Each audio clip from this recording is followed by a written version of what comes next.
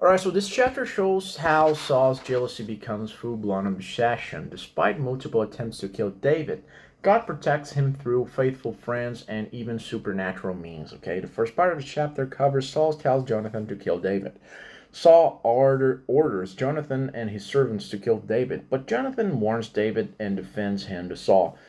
He risked his life to kill Goliath. Why then would you sin against innocent blood? Saul listens for the moment and swears not to kill David. David returns to court briefly. Jonathan's loyalty to David shines, even as Saul's darkness grows, okay? The second part of the chapter covers another attempt with a spear. War breaks out again. David defeats the Philistines. Once more, a tormenting spirit comes on Saul. As David plays music, Saul throws his spear at him again, trying to pin him to the wall.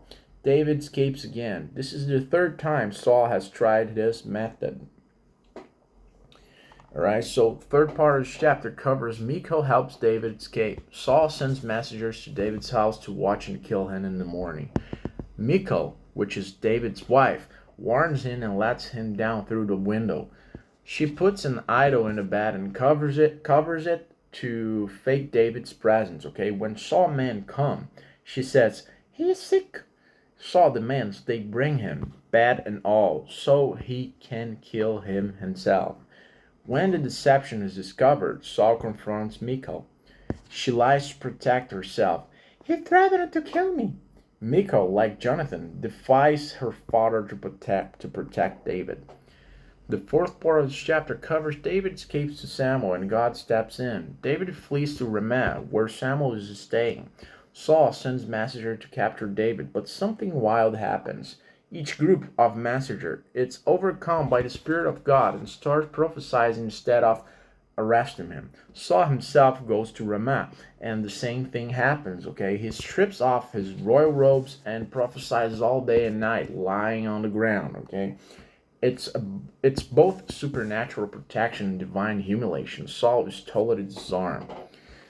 What are the key lessons from this chapter from 1 Samuel 19? Okay, the first lesson is God can use people and miracles to protect his chosen ones. Jonathan, Mike, Michal, and even supernatural prophecy shield David from harm. Second lesson, evil can become obsessive. Saul moves from passive jealousy to active murder attempts again and again. Third lesson, the Spirit of God overrides human intentions. Even Saul's messengers and Saul himself are stopped by God's power. Fourth lesson, God is clearly with David. Despite all the threats, David stays alive, honored, and protected while Saul scrambles, okay? In 1 Samuel chapter 19, sorry. In 1 Samuel chapter 19, Saul's attempts to kill David become relentless, but so do God's interventions. Whether it's Jonathan's warning, Michal's deception, or the Holy Spirit stopping Saul himself, the message is clear. David is chosen and under God's protection, okay? If you enjoyed this chapter, don't forget to hit the like button, subscribe, share, and drop a comment, and I see you in the next one.